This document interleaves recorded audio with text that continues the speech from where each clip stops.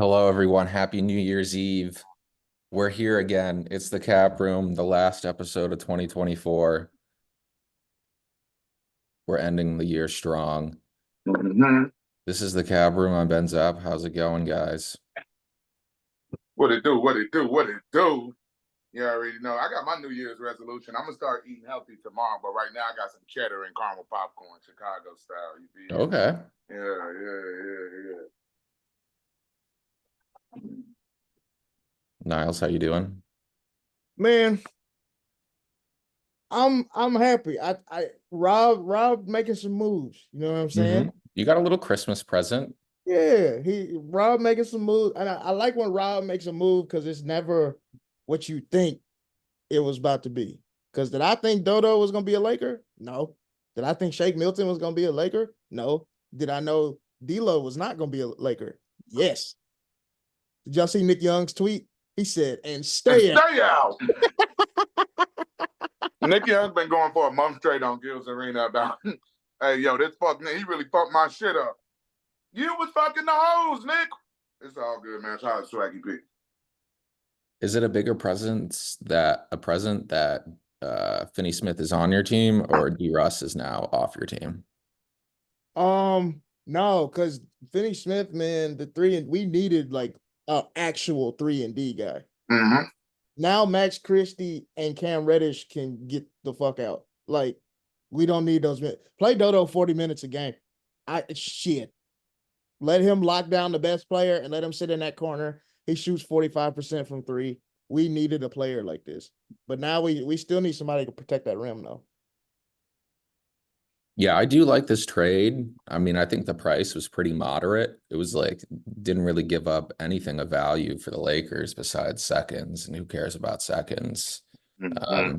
I'm surprised more teams weren't bidding because I thought this was like a reasonable price for Finney-Smith. But yeah, I think this definitely is a good trade. It's the exact type of player the Lakers need. Um, I still think like they need like more of like a guard point of attack defender. I don't know how good Dorian Finney-Smith is when if he's guarding guards half court. He's getting a little up there in age, but I do think this will make them better. I mean, obviously, I'm a Dorian Finney-Smith truther. I think you guys got somebody that can guard 2 through 4. As far as just guarding ones, you are right, Ben. He is getting up there a little bit in age. But, you know, it's just something about when guys get traded to different teams, especially they go to LeBron or LA. Remember PJ going to Milwaukee? Niggas get all of a sudden a burst of energy. So all of a sudden, now we can lock down again. I love Dodo to the Lakers. I said it in the chat. Oh my God, you guys got Vando and Dodo now. Whenever Vando's back, but it's just like, oh my God, that was AD, Braun, and you saying rim protector. I'm thinking about how switchable they are when AR is out there, or hey, we could switch one of those guys out for Dalton Connect. I'm just like thinking about the possibilities with Dodo out there. I will say though, on Brooklyn's part, getting D'Angelo Russell back after when you first got Dorian Finney-Smith, you were hoping for 2 first-rounders is a little bit crazy. But they also trying to get they trying to capture the flag. And so I get it. Like sell low, fuck them, get them all out of there. Schroeder, Dodo, Cam Johnson, y'all all gone.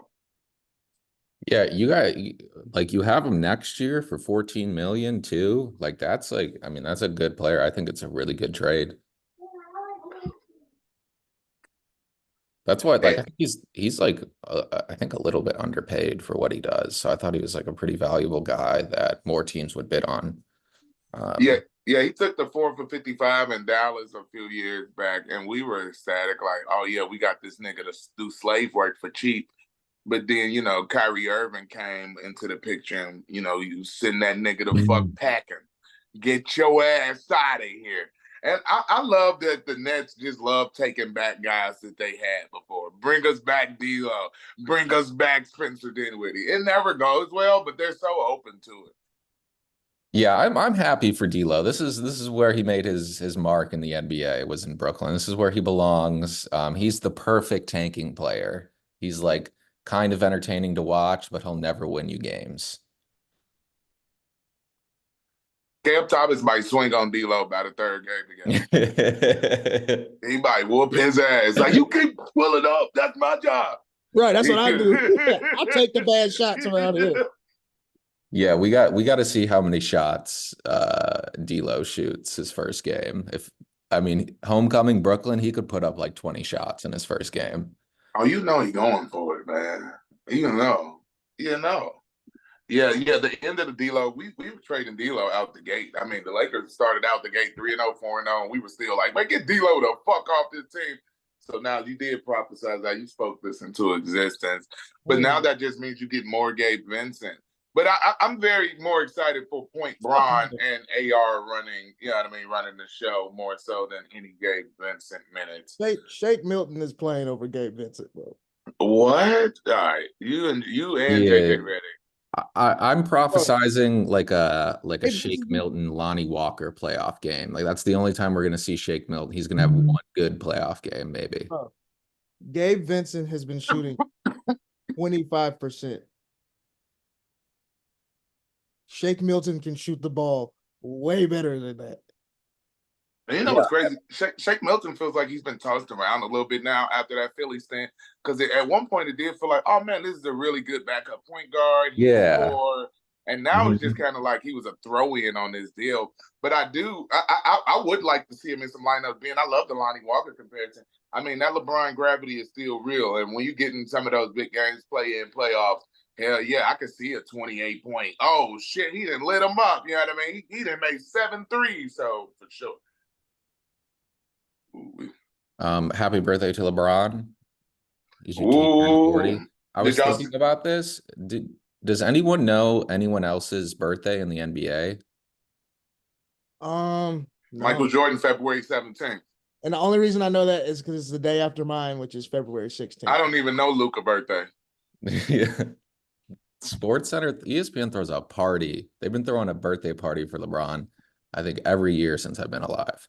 And it's like at the end of the year. So it's a celebration. You celebrate the Kings, the real GOAT. You know what I mean? And you go, hey, yeah, we should. I like seeing. I don't know why the Lakers had to put out Bronny singing "Happy Birthday" with the other rookies, but I get it. I get it. Content. Yeah, content. Show the camaraderie. That may or may not exist. I don't know. You think and now I was in a group chat saying Max Christie gonna be in the G League playing behind Bronny. Now, how you gonna snitch on me, man? Now, I'm not saying who said it. Oh, I said it already. But my bad. Listen, man, the South Bay Lakers, Max Christie, you are gone. Cam Reddish, hey, next year when we do Shanghai, I ain't gonna lie to you, Cam Reddish, unless you got to make a DeAndre Hunter leap, nigga, it's over. It's over. Everybody don't make a leap in year 7, nigga. Everybody, Kyle Lowry ass niggas. Comedy. Kyle Lowry ass niggas, man. I'm sick of. Now, DeAndre Hunter, he been losing me some money. All right, I ain't gonna talk about it. My God, I be taking the under. Like, no, he can't keep shooting like this. Like, oh, this nigga good now. But bro, it's just like, it's not like Max Christie and Cam Reddish haven't gotten opportunities to try. Yeah. Max Christie's been starting. Have you liked his on-ball defense? Because when I watch him, I'm like, I think it's the best you got. Yeah, I was just about to say that as a defender, Max Christie definitely is a little bit more valuable, especially with no Vando. We don't. Hey, has Vando been hurt for 2 years? This is starting to become some Lonzo Ball shit. I don't know, man. Like, and we're not getting any updates on him. Nothing. You're right. They don't even bother. We just see that nigga in the pit. No one's asking. That's what. Hey, Vanderbilt he be fresh as fuck. And be fresh as hell on that sideline. He be getting his fits off. I gotta admit, you know what I'm saying? If he was looking bummy on the sideline, we'd have to talk.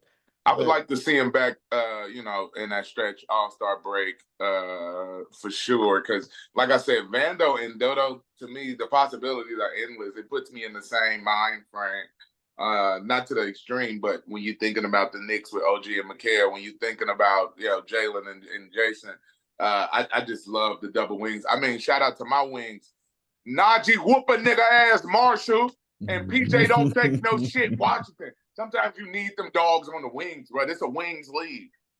Shout out to Joker though. I am so thankful that the Cavs are catching the Mavs without Najee Marshall and also Luka. Yep. we're catching a break on Friday, but Hey, but Ben, you said it beautifully though. Luka not playing this season, and I am very sad about the month out. Like that shit broke my heart. Middle of the game, I'm watching the game, going, no, we not. No, the fuck, he not coming. What you mean he not coming back? And we was getting our ass whooped. I'm talking about whooped on Christmas Day. I'm sitting there with my peoples. Think about you sitting with your family and your favorite team disappoints you. Now it's got to see a fucking get right. Sick, man. I'm sick. Talking about the Cavs catching us. That's why you ain't getting no Christmas game with y'all niggas blowing people out. And once again, fuck Donovan Mitchell, because I just saw another picture of him with Coco Jones. I'm sick of it. I just started Bel Air, and every time I see her, I'm more mad at the Cavs. I'm like, fucking anger is coming. I am going to ask for some Cavs time eventually when we come down, because I think they deserve to be talked about the way they've been playing the past couple weeks. Number one in the East still. I mean, what does that mean for y'all if y'all get home court advantage and say, just hypothetically, it is Celtics or Knicks? So should we just talk about the Cavs now? Yeah, I mean, we transition. Look at now. Now it's got a face like, yeah, y'all don't niggas want to see them home court or not. Look, Evan Mobley, what you call him? Giannis's dad. So we're not gonna talk about Giannis because I know how you be feeling. You think you think Evan Mobley and Jared Allen can handle Bodega Cat? Yeah. Bodega Cat might be the best rebounder the league has ever seen. Every time I look up, and he didn't come to play in that first half because Wemby was locked in. Wemby was like, nigga, this Christmas, I'm the new face of the league. Fuck you, nigga. But Bodega Cat turned up in the second half. I love Evan Mobley's defense. I think I told you that when we first saw him live, when I saw him live, that Clippers game a couple years ago. I've never seen nothing like it. He's a freak on defense from the perimeter all the way down to rim protection. But I just think this new cat, I don't know, man. I don't know, man. Especially if Mikal Bridges' shot is working and he's going to drop 40 points. I mean, how you going to stop that?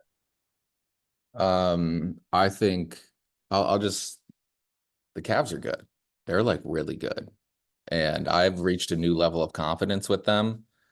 And I think, we're just deeper than the Knicks, and we got bodies. And like we're short on wings, but the Knicks wings aren't like the most offensively dynamic people like OG and Mikal, but Mikal's been playing a lot better. I am. Whoa, but I saw OG in the second round of the playoffs versus the Pacers drop 28 before he went out with that injury in that series.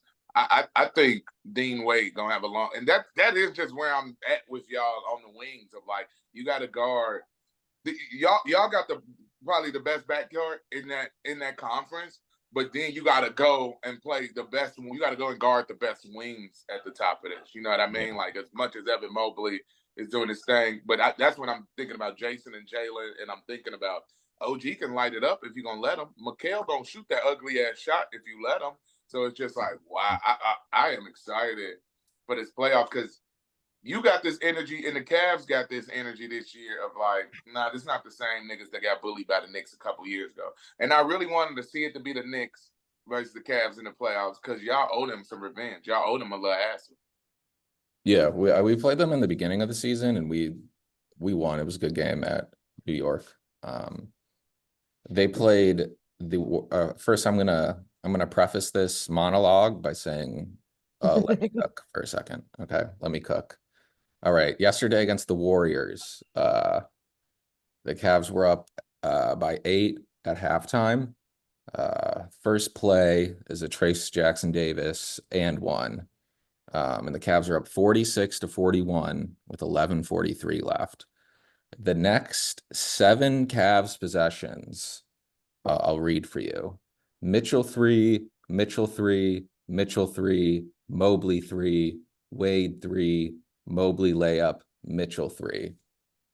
And now we're up by Mobley 23. threes be crushing niggas. I'm talking about when you see that little lanky ass nigga shoot that 3, that look, I get deflated because I'm like, it ain't going in. I said, oh no. He's getting his legs under it more. He looks a lot better. He missed 3 in the first half and made his first in the second half, which was, I think, a really good sign about he didn't lose his confidence at all. So within like 3 minutes, the Cavs go on to a 20-2 run, and now they're up by 23 and the game's over. And that is what we call a cavalanche. I don't know if you guys are aware. No, the fuck you did. No, the fuck you did. Climate change is real. Where's Draymond at to cuss your ass out? Let me tell you something. Let me tell you something about that Warriors game. Anybody can do that with Buddy Hield on the court. Shout out to Draymond because I loved what he said. But I mean, it's just a different. We talked about it earlier in the season when y'all went on the first run. I mean, y'all been on a run all season, these first 30-something games. 28-4, by the way. 28-4, y'all. 28-4. Yeah, y'all been on a run for sure, just playing great basketball. I just would compliment Mitchell's, hey, you got it, DG. This your time. But when it's my time, it's my time. You know what I mean? Mobley's aggressiveness. We saw that in that Celtics series. We talked about it a little bit as y'all was playing them. Of like, damn, can we see this Mobley with Jared Allen? And I think we are. And I think y'all ability, it reminds me of the Mavs a little bit last year. Y'all ability at the wings to switch it up so much. Strus back, Dean Wade, Okoro. I know you just still don't want you. How do you feel with this good Cavs team and Karis LeVert is still on the roster? So I've switched my positions, I think, on Karis LeVert alone, not a fan of. Karis LeVert with a side of Kenny Atkinson, am a fan of. He has been one of the best bench players in the league. He doesn't miss from three. Kenny kind of just brings the best out of him. I mean, he had his best seasons with Brooklyn with Kenny, and now he's having his best season ever with Kenny. So I'm kind of on the we keep Karis for now. Big contract. You can trade it for something nice if you need to, especially if they let nice wing players go for 2 seconds and $17 million is all I'm kind of thinking. But I agree with you. I like it. It compares. I mean, I got to bring him up again. DeAndre Hunter. I feel like NBA coaching matters again. Quentin Snyder has DeAndre Hunter a little bit just picking a better shot diet. You know what I mean? And having a Jalen Johnson keeps you from having to guard the best player. So same thing with Karis LeVert. When you're out there, you got more of a healthy shot diet. Shout out to Kenny Atkinson. This was a great signing.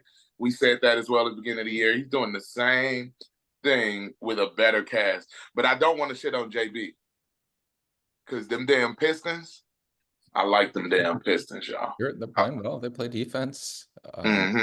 But this is the same team, and we kind of turned into the best team in the league right now. Watching them against the Warriors last night really put into my brain, like, there are a lot of like parallels between this Cavs team and that first Warriors 14-15 team that won 67 games. Hey, brother. Slow. Okay, explain your point. Sorry. Same team, new coach, just two dynamic backcourt players. Evan Mobley, Draymond Green? Maybe, I don't know, but 14-15, Steph was 27, Mitchell's 28, Garland's 25, Klay Thompson was 25. Just like a team that before, with Mark Jackson winning a playoff series, not really a contender, to the next season just taking the league by storm and having this offense that like no one can stop, and led by like Donovan Mitchell and Darius Garland are just cooking people on offense. Like if you don't have competent guard defenders, they're going to roast you. Okay, we put 149 in regulation against the Nuggets. And that's 2 games where like Jamal Murray has looked like a G League player against these 2 guards. Like we have eaten him alive. We are just been blowing out teams of recent. Yeah, y'all are incredible. I mean, I said best backcourt in the East. Y'all might be the second best backcourt in the league behind Luka and Kyrie for sure. Like, That's fine. But Darius Garland also yesterday, the best I've ever seen him. Like he played so he's gaining confidence, and I was just about to say Darius is cooking. He's looking better than he did in his All-Star season for sure. I mean, you talking about confidence again. I I mean, whatever him and Mitchell talked about in the offseason, because there had to be a discussion. Like Garland was in every trade this summer. Like you was even having to cope with them, and we gonna have to get rid of Darius Garland maybe. And now we sitting here like, shit, don't break them two niggas up. They might run through this is definitely an Eastern Conference Finals run team if everything breaks right. And that's why I'm asking about earlier about the Knicks and the Celtics. Of like, man, can your Cavs make a finals run? Because just like the 14-15 Warriors, it takes one injury. You know, I mean, God forbid, but it definitely just takes one little slip up and some luck to go the Cavs' way, and they're in the finals, just like the Mavs last year. You don't have to see the Nuggets, and then you get this young Timberwolves team. I can see the same type of thing for them avoiding maybe Boston, and then you get in that Knicks team and you run through them. You know what I mean? I really want to see y'all run through that Knicks team in the playoffs on some revenge shit, but I definitely love Darius Garland. I mean, Darius Garland and Mobley is making this thing go. The young guys, Mitchell is 1,000% the best player. Fuck you and Coco Jones, I love you. But the goddamn young boys is what's making this work. Because remember, last year y'all went on that 17 out of 18 run, and it was Mitchell and Allen. And now, you know what I mean, it's the four of these guys playing cohesive. And that's all we kept saying was like, oh, how do they integrate Mobley and Garland back into this thing? And y'all done that beautifully this season. So do y'all think it's very, like, it's imperative for the Cavs to hold them off to get that number one spot? I mean, I would like it for sure. Boston's lost a couple, so we've opened up a 5-game lead, which is really nice. So it's looking like it's in our favor, but I don't think it's necessary now. I think it is, bro. Yeah, because you don't want to play, especially just how evenly matched everybody's looking right now. You don't want to play a game 7 at all in either Garden, Madison Square or TD. No. Like you just don't, because Tatum is definitely, I know we don't give Boston a lot of love on this pod, but Tatum is definitely playing like a man possessed this year. And Bodega Cat is what he is. He's getting a nickname for a reason. So it's just like, I don't think you want to see those guys with their home crowds energizing them. I would love to see Spider and Quick Arena. Hey, fuck that, Coco Jones front row. Nigga, I'm going off for 50 tonight in this game 7. So, yeah, I definitely think it's crucial now for them to keep that number one spot. Because I'm thinking about the second round.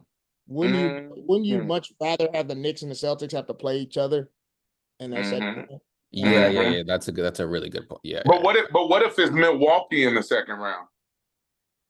I mean, I'd rather play Milwaukee than Evan Mobley's gonna read Giannis a bedtime story. That's gonna happen. What if Glorilla's there? Hopefully she'll be on tour or something. The album's doing well. She might be on the solo joint by then. Yeah. Maybe it's the same weekend as Coachella. I don't know. That's funny. Yeah. Damn, I forgot about Milwaukee. Yeah, so you're gonna have to play. Damn, that second round is.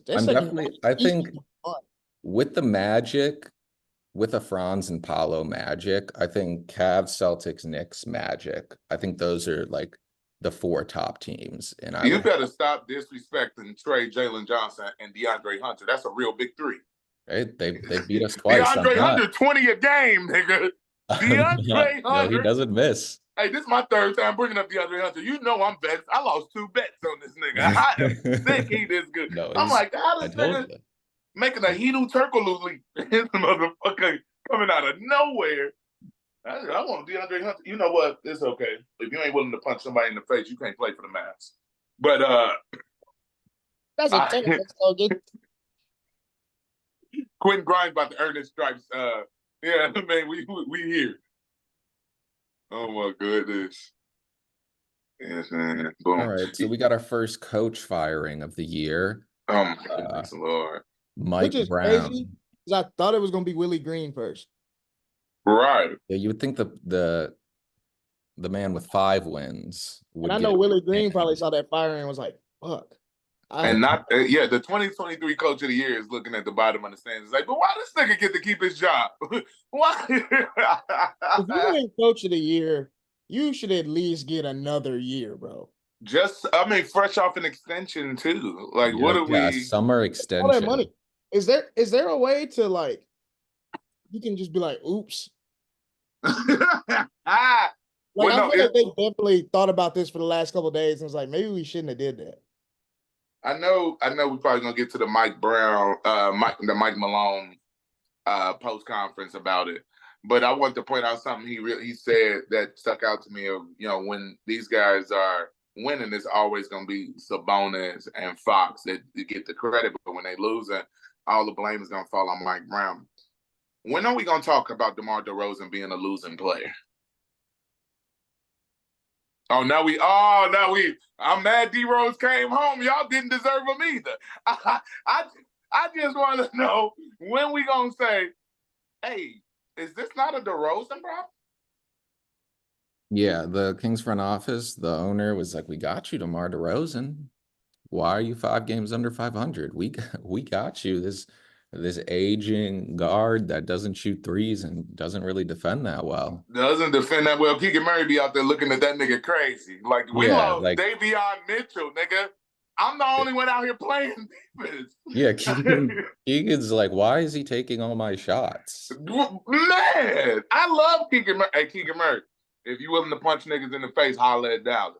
But I'm saying, bro, I'm saying, what the hell is going on? There was a lot of problems on this team that wasn't Mike Brown centric. You know what I mean? Like, what the fuck? Shout out to Mr. Triple Double himself, Sabonis. You don't guard a fucking fly. I saw that last Lakers-Kings game a few weeks back, and I said, I'm glad AD finally realized Sabonis a bitch. I'm a pump fake your ass out this air. You can't guard a soul. Because Sabonis has dominated AD since he got to Sacramento. Every time I look up Sabonis, he turns into Joker when he's playing that motherfucker AD. But that last game, it was something a little different, a little twinkle in his eye, like these niggas ain't got it. The Kings front office is terrible. I don't know if you want to go back to Mike Malone but my mind immediately when I saw this was like, these the same dumbass niggas that traded DeMarcus Cousins. Yeah, I'm definitely more on like blaming the owner than the front office because I don't think the front office has done like a poor job. I still will not like the Tyrese Halliburton for Domantas Sabonis trade. That doesn't make sense, even though it worked out for them in the short term. Would you have rather I always thought, why wouldn't I keep Hallie and Fox together? I think like there's like two like big stories about this. One is that the Kings ownership, but two is like I think this is like a referendum on like you cannot win with Domantas Sabonis at center. He is an extraordinary player. He's a great offensive player. Will put up triple doubles. But in today's NBA, you need a rim protecting center who can guard on the perimeter. And like if you don't have that, like it's not a recipe to win. And again, shout out to there's three, I guess, guys that make that same build: Sabonis, Joker, and Şengün. The other two have very elite rim defenders around them. You don't have to. I don't necessarily think it has to be a center being because I know Aaron Gordon's coming dime a dozen. But I was sitting there. Don't ask me. I was watching the Brooklyn game a few days ago. But I'm sitting here going, man, I always thought Ben Simmons could be Draymond Green. But then something clicked in my head of, can Ben Simmons at least turn into Aaron Gordon at this point in his career? Wow, you're really not giving up hope for Ben Simmons. I'm keeping it alive. That's the thing is, but there's not too many. If you're talking about a rim, shout out to Şengün. He got him Steven Adams, and even Jock Landale plays really well off the bench for Houston. But you are right. Like this isn't a recipe for success. You're really a 4-man, Sabonis, and we really do need. And if you're gonna play 5, we need an elite guy. What is Aaron Gordon, 6'9"? You know what I mean? You need a 7-foot Ben Simmons who can do that. And I think that might be the best role suited for a guy like Ben Simmons. You put him next to the Kings, like now we can move Fox off the ball like he should have been with fucking Halliburton. Now Sabonis is more free because Ben Simmons at one point was a defensive player of the year candidate. He finished fucking second a few years ago. It was 3 years ago. We're not that far removed from this. So yes, I am still a Ben Simmons truth. Nigga's 28. The fuck am I supposed to do? If he get traded to the Mavs in a couple weeks, I'm gonna sit here and be like, yeah, y'all, it's over for y'all. I'm gonna talk myself into it. I'm not. Hell no. No, I feel it though because the thing with like like you're saying, could he be an Aaron Gordon? Aaron Gordon is not that great. Like he's fine. It's the team he plays on. He has a generational center and a pretty good guard, and so he can slide in a role that Yeah. is. But I'm not gonna I wouldn't want Aaron Gordon to be the second best player on my team. But sometimes Aaron Gordon, I think that big three, Michael Porter is supposed to be the third. I think that big three has always been since that championship. Aaron Gordon was the three. Yeah, I think he's been the three out of that. You talking about, man, that stuff Ben Simmons does very well. Think about him next to Sabonis, sitting in the fucking dunker spot, guarding bigs. I remember when motherfucking, oh my God, I can't forget the game Ben Simmons dropped 50 on Rudy and Joel wasn't playing. That's the game that always breaks up in my mind of like, yo, this dude on a different team would be elite. I think that's why everybody was excited about the Nets trade. Like, oh, you don't have to do much. Like you're talking about Aaron Gordon. Oh my God, we got two. We got two elite perimeter players. Sorry, it was for James Harden. But yeah, and they still had fucking them. But yeah, So I think like, yes, if Sabonis is gonna be on your team, you need to like actively put him around someone. Like he can't be alone. Like he needs like that four who can protect the rim, guard on the perimeter, and hit some shots, which is like an Aaron Gordon type. I mean, Valanciunas, because Clint Capella isn't the answer no more. We talking about Dodo getting up in age. Clint Capella's a guy that I'm just like, oh man, it might be on the wrong side of this. Same with Steven Adams. But a guy like Valanciunas still sprite to him. He shoots more threes, some threes he shouldn't be shooting.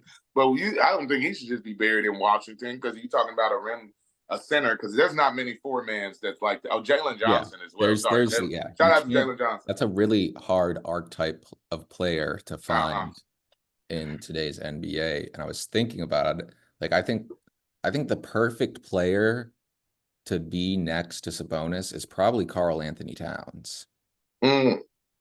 Wow. Ooh. But that ship has sailed. Yeah, that's not gonna happen.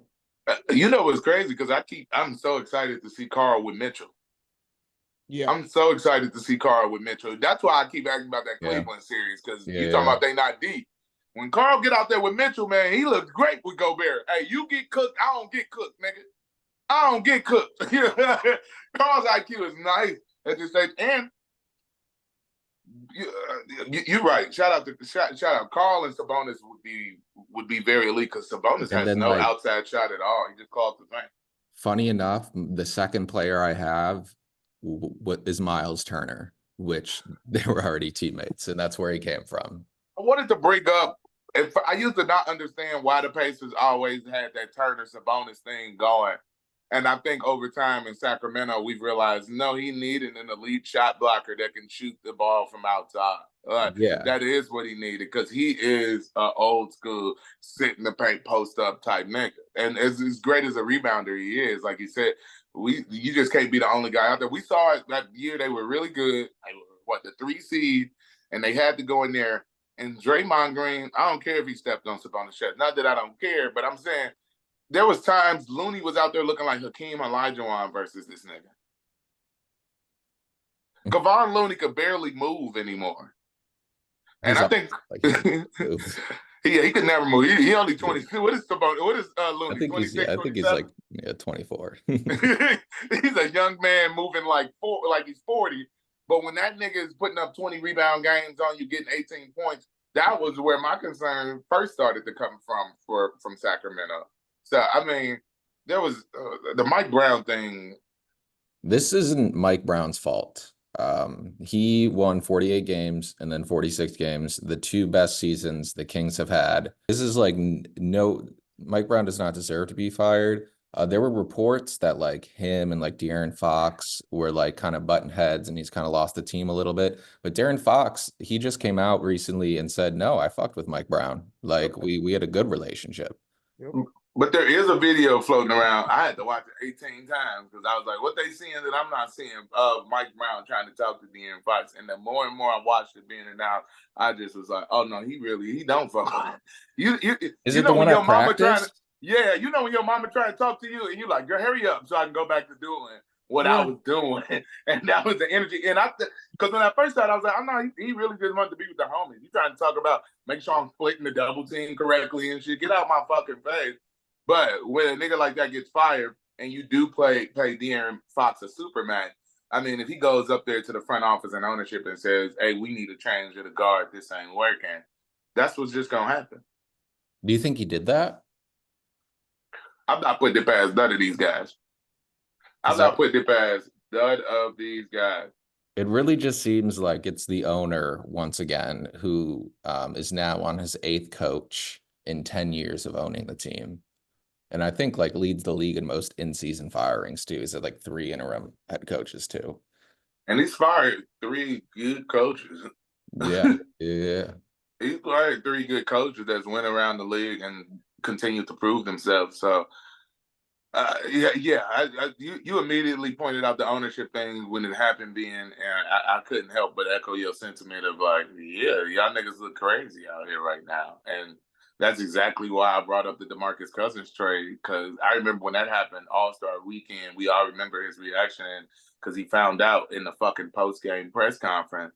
But it's like, y'all not treating coaches right, superstars right, and that goes down to ownership. I mean, and everybody could say, "Oh, Marcus Cousins burnt out after he tore his knee." Who's to say he was gonna tear his knee up if he stayed in Sacramento? He wasn't trying to. Me and AD trying to be some dual twin towers type of thing. I'm burning myself cold. He was running point in that motherfucker. But the Kings, as everybody has always said around the league, that's where you go to die.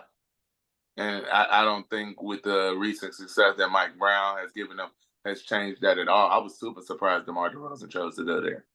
And again, I do want to point out DeRozan, man, I don't care how many highlights DeRozan got. I've watched a couple Kings games and I've just been like, what the fuck? How did this help? How was this any different from Harrison Barnes? I do think that the Kings owner is probably the worst owner in the league, probably the most obnoxious owner in the league, the most hands-on owner in the league. Like Mark Cuban, he sits, like behind the bench, back by the bench. Steve Ballmer sits behind the basket. This guy sits courtside right at the halfway line. Like he is front and center every game. That's his seat, like right in the middle. This dude's got a huge ego. If you guys haven't seen the Nick Stauskas draft room video, go watch it because you'll see an entire like front office who is like held hostage by what their owner thinks. It's really funny. He like says, "Who are we going with? Is it Nick Stauskas?" And he's met with like zero enthusiasm. He's like, "Yeah, it's Nick Stauskas." Like it's a very funny video. That was a draft pick I never understood. Yeah, and I think my most media memories of him is 2023 playoffs when they beat the Warriors in game 1, and this nigga got up and lit the beam like he beat that's what I was saying. And I'm like, oh nigga, sit your ass the fuck that. We don't care about the light the beam marketing does not change what you niggas got going on. And we were wrong when we thought y'all was gonna beat the Warriors. So what, nigga? Y'all still ain't do shit. No, that light the beam shit is only as cool as how many games you win. Mm-hmm. Yeah, you can't. Yeah, it's a weak beam. If you're winning, they're like, oh yeah, that's dope. Yeah. If you're not winning, who gives a shit? It is, yeah. If you're under 500 lighting the beam, yeah, it's yeah. You might have to hold off on lighting the beam until you get back to 500. And I think like when he bought the team originally, he was like, yeah, we're gonna try out playing 4 players on defense and have our 5th player like right at the half court line. Like that was him. Like he was just crazy dude. There was one game last year I was watching on League Pass when he's sitting in like his courtside seat, and it's like an after timeout, and the camera's on him, and he's like holding up 4 fingers and gesturing over to the Kings bench, like, yo, we only have 4 players on the court. We only got 4 players on the court. And it's like an after timeout. So like I'm assuming that like not all the players have just gotten on the court, but that's like the type of like that's like how he is. He thinks he can like give like game time like decisions like during a game. Mm. Some guys are just too fucking involved. I mean, It's like a perfect balance. what's the perfect balance? I would say Mm. you're more of a mascot. That's what Steve Ballmer is. You're a mascot. Mark Cuban is a mascot. Nigga, I don't care if you played like even with like Matt Ishbia. Okay, you played basketball. Like you don't play in the NBA and you don't coach in the NBA. And if you wanted to do those things and were good at those things, you do it because you had the connections and the money to be a billionaire to own a basketball team. So sit back, drink, eat, be with them little young, be with them little young hoes you be bringing around with you to make yourself feel cool, and watch the game like everybody else. Let the people you hired work, and that's the thing. These guys they got control issues, and whoever that King's owner, I think he has like a very Jerry Jones thing to him that he has to be a part of like all these conversations. Yeah. He's not bringing anything to, and so if there's a video out there where he basically made his front office draft Nick Stauskas, then all this is making sense to me. That like he pulled the Mike Brown fire trigger. Nobody, and it looks like Get him out of here. it looks like I nobody think else that's it. wanted Yeah. to. And I love you bringing up Jerry Jones. Hey, you got to win 3 Super Bowls in 4 years to even move around like fucking Jerry Jones. Yeah, this dude You got to be in a top 5 market in the country to even move around like that. Exactly. If you gonna fuck Dennis Rodman, your daddy better be Dr. Bus. You're doing this in Sacramento. That's like the 4th nice place in the Bay. And now with what Russell doing, I might have to put Vallejo over Sacramento. Yeah. And I want to say sorry, Ben, but he's moving like a certain Cavs owner when LeBron was leaving. Like, hey, shut up, dog. We don't even need to hear from you, nigga. This your fault. Shut up, nigga. Shut up. Yes. Take a page out of Mark Cuban's book. Sit your ass. Hey, sell it, and still have some ownership, bro. Because some of the decisions your ass be making is like, oh my goodness. Yeah, if I was an owner of an NBA team, like I just hire the right people. I'd want to be involved and hear what's going on, but I don't think I know better than them. Yeah. However, I would try to get my way into layup lines, pregame layup lines every And that's game. understandable. The owner? Ooh, go ahead. At the end of the day, as an owner, you're just like trying to relive like how much you love basketball. So yeah, stupid shit like that. I want to be in the late line. I want to be a part of the halftime show. You know what I'm saying? Like Sign me to a 10-day for the last exactly. and just let me get some shots up. That's funny. Do some funny shit. Like you're the Air Bud of this organization, nigga. The Air Bud. Yeah. So have fun. We don't want to know what you think about what defense we should run. You shouldn't be giving in input about who to sign. You should just say, hey, whatever y'all need, money-wise, fuck that luxury tax. I'll pay it. Go win. Like, that's what you should be. But these dudes, they got egos, man. Yeah, Joe Lacob it up, my nigga. Don't be out there. You know, Matt Ishby is the prime example of like when he first bought that Sun stand, and you like, this nigga gonna be overzealous, then he gets into it with fucking Joker in a playoff game, and you're like, all right, this nigga, you going too far. That's why you $2 hot dog it up, my nigga. That's why you do some shit like that. Like, man, them niggas still might remember my fuck up, and let me show the people some love. But yeah, Kings, I mean, they just gonna be a tormented franchise again until they sell the team, and maybe they don't have to sell the team. Maybe it's gonna take, people have had this talk with the New York Knicks and James Dolan and how he's conducted himself. But the moment Leon Rose and that staff got in there, they just kind of changed the whole thing. A lot of us has forgot about, James Dolan's a fuck nigga.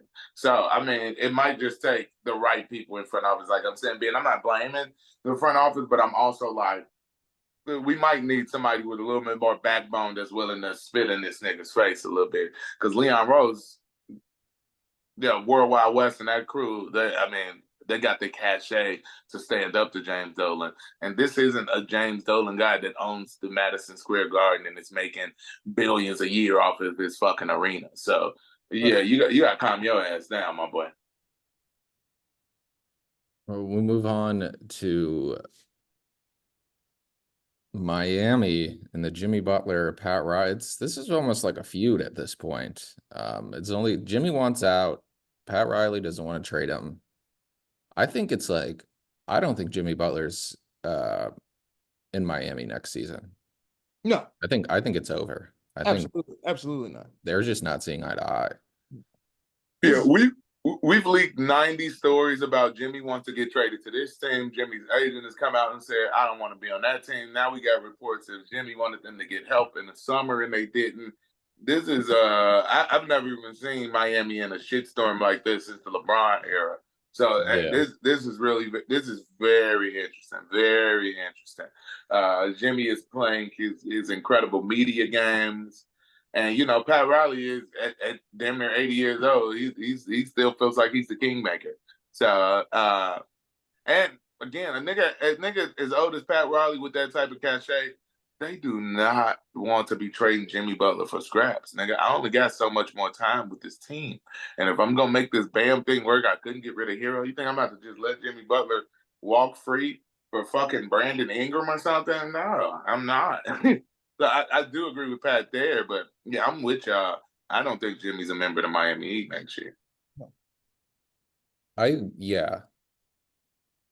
Like it seems like it's not gonna happen. So like if I'm Pat Riley, I should trade him. I should try to get something for him because he's most likely opting out and leaving. Unless is Jimmy the type of guy that if they eventually just give him what he wants, he'll just sign?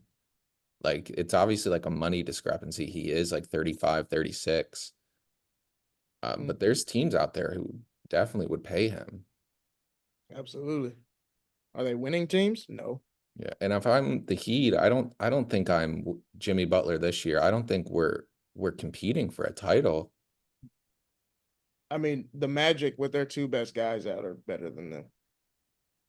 Yeah, they're just I mean, I guess the run they had 2 years ago is just like they just think they can do anything. Like That's their problem. They think they Yeah. can always just pull it out of their ass. Well, you get 2 out of those runs in 4 years plus the Eastern Conference Finals run. It's kind of like a football parallel like the 49ers this year. I just saw Debo Samuel talking about, man, you just kind of think you are always going to be there. And there is a bit of realization of, oh, shit, that's not how every season plays out. As Giannis beautifully said last season, do you get the promotion every year, Trajat? Is it the failure? And I think that's what Miami had to come to grips with. Like, y'all had that low period from LeBron to Jimmy. You know what I mean? Where y'all were just still competitive because you got Spo and you got scrappy guys. And there's nothing wrong with that. But a guy like Jimmy Butler, and he's up there in age now. One, I don't want to pay Jimmy Butler a supermax. I feel that bad. But two, I was like, what's the point of keeping Jimmy on a mediocre team when I probably could go out there and try to facilitate some type of 3-teamer where I can get some really good pieces back. Mm-hmm. Oh my goodness. 2 years, 113 was the extension. He turned that. Okay. Damn, Shams need a apology. Shams needs an apology. He was ready to bet his career on this information. He went up there with Malika Andrews and said, "On my mama, y'all got me fucked up." Hey, I got the information. It's good, nigga. Because hey, you know what's crazy? I get Shams, especially being a brown man, because you wouldn't have questioned Woj like this. No. You wouldn't have questioned Woj like this. So I feel Shams on that end, but yeah, Miami is kind of, it feels like 2016 purgatory when Bosh was hurt, Wade was old, and now we got Dion Waiters out here chucking shots, and we don't know what Justice Winslow is. That's Tyler Herro and the Jokic boy. But yes, yeah, this is weird going on right now. I'm just not used to Miami being in this much drama, and there's no LeBron. Damn.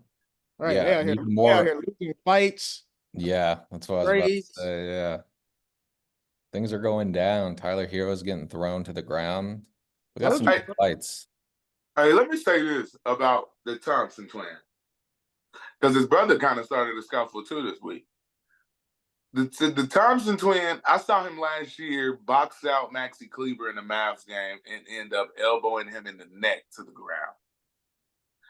with this incident now being announced, I'm starting to think that Thompson twin might be a little bit of a hothead. I'm starting to think he might have a little bit of a short fuse because he hunted Herro down. Whatever Herro said to him before he ran over there and tried to check him up, he was pissed.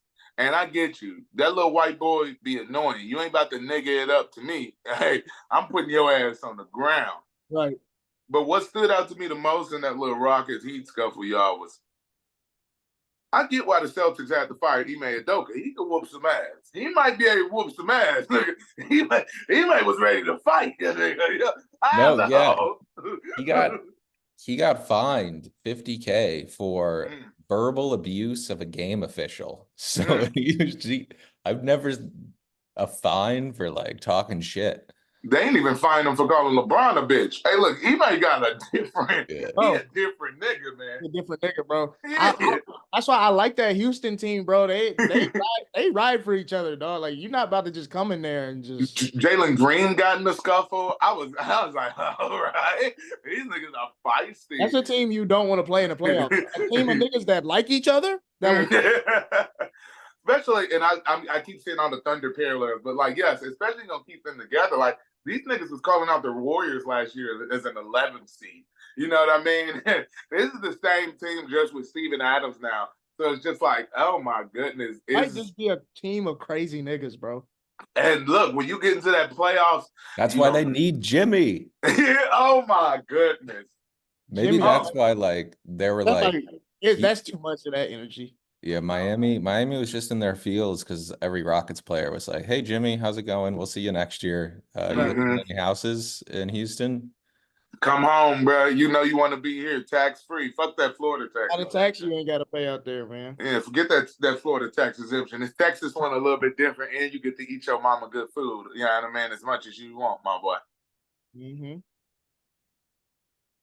And then we got another fight: Najee Marshall versus Yusuf Nurkic. Yusuf Nurkic, he gets into a lot of these.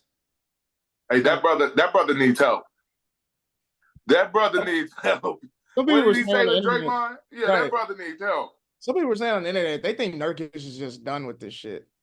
Like, it's not that great. I don't know if any team that would want him. The Suns are just kind of stuck with him because they don't have any centers. Yeah. I just think he's done with this shit, bro. Yeah, he just wants to go back home. Yeah. It's like, that didn't have to happen. No, not at all. Especially Najee Marshall tried to choke Jimmy Butler last year. Not tried. He put his hand around Jimmy Butler's throat last year like he was trying to strangle him like Homer and Bart Simpson.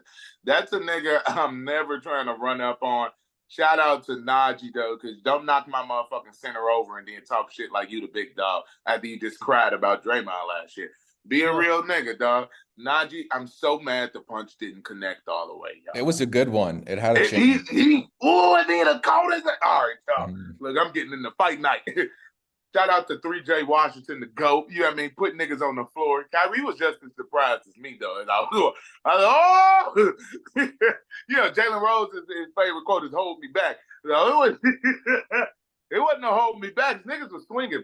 Nurkic muffed the nigga after getting smacked in the face last year and telling us that another guy had mental problems.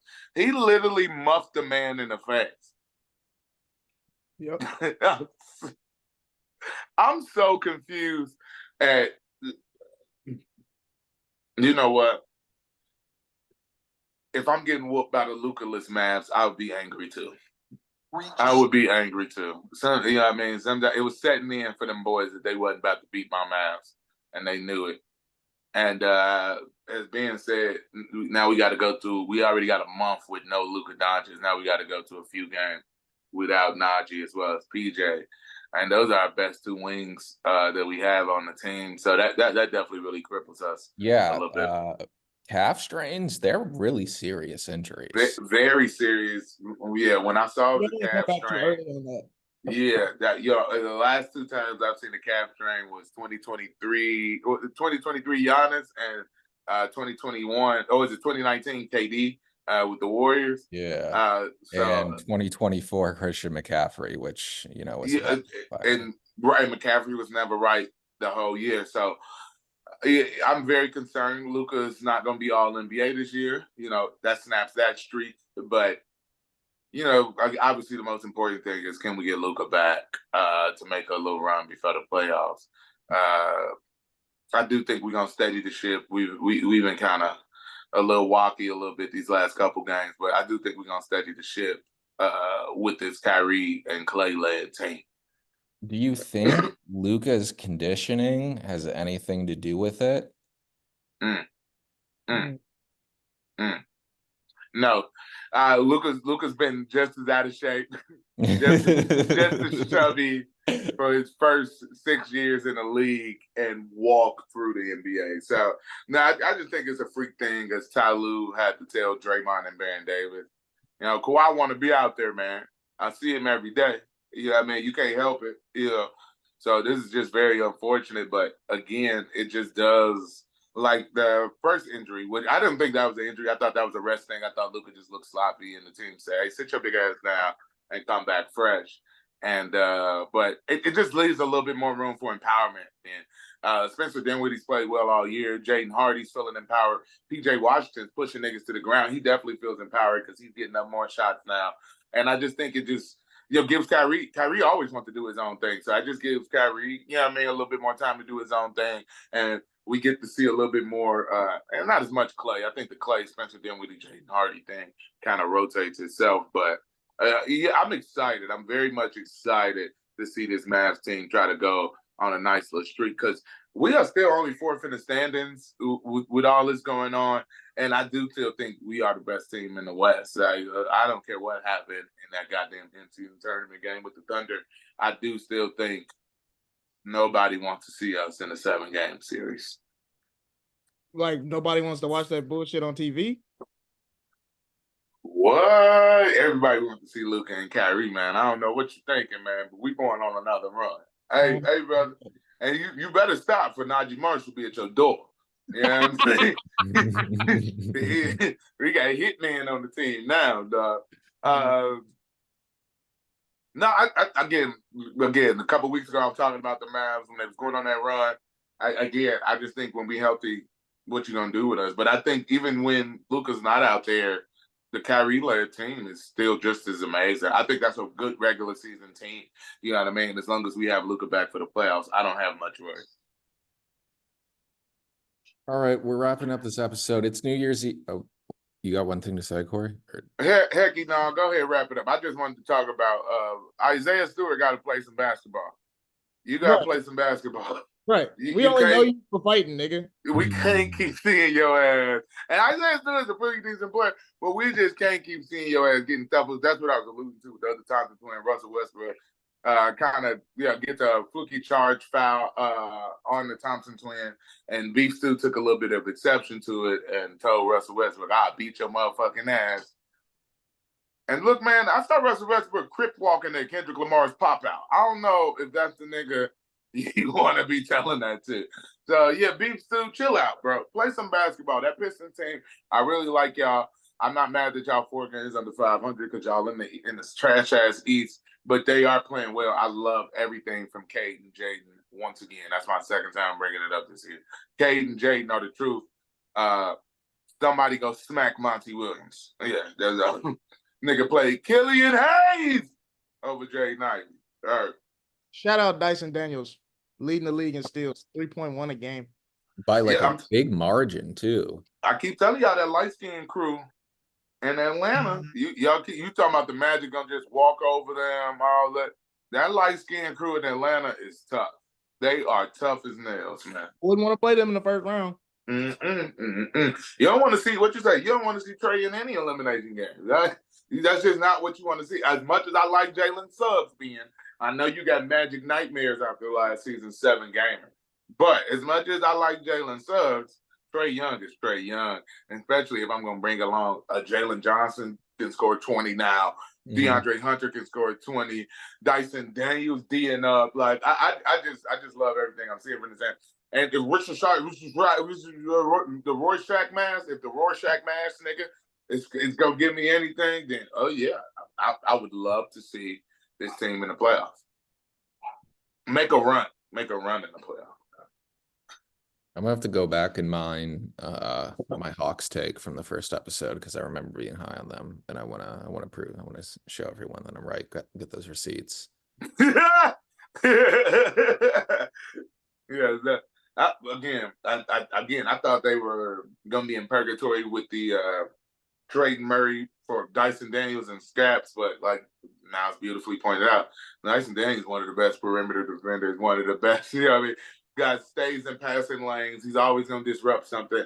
So it's like, yeah, and then they interchangeable at center. Anytime Capella looks old, Okongwu's in there. Like that is a team. Shout out to Quentin Snyder again, who just a couple years ago had what I thought was a mediocre Jazz team, number one in the West, going to Western Conference Finals, almost going to Western Conference Finals. So, yeah, I'm very excited. And hey, Ben, this is a good question for both of y'all before we move on to close this out. You like Trae Young more than you like Spider? No. Don't elaborate. Now, how about you? Trae Young or Spider? What's the team build up? Like what kind of players do I have around? No, you build it up. I mean, I still remind you guys, one of these guys has made an Eastern Conference Finals. That's what I'm saying. Like, honestly, I think I'd probably take Trae. Okay. I think Donovan's on the better team, though. Jot that down. I'll jot that down. Give me Hawks Cavs. Give me Hawks Cavs. December 31st, 2024. I did say Donovan was on the better team. Let the record reflect it. Okay. We wanted to do some New Year's resolutions for the NBA. I have one. It's the only one I have. Find every player who does the replay review circle finger. Just fine. I'm tired of seeing it. I'm starting to get dizzy. It's the NFL version of throw the flag. Yeah. Oh my! You foul. Just stop it. There was there's been a running joke of NBA players as soon as they foul somebody, they like, me. That's what the replay has become. It's become this thing of, nah, that wasn't off of me. It was clearly off of you. It was clearly off of you. The coaches don't ever want to do it. They just look back at the assistant. They put their hands on their hips and look back at the assistant coach, like, because they're the ones with the iPads and everything. They're like looking at them just to give it a break for a second. But it's like, you don't want to do that shit. Yeah, and like any players like feels that they can do it. Like if you're like the 10th or 11th guy getting some tick, they're doing it, and it's garbage time. It's just stop. But yeah, well, that needs to be stopped.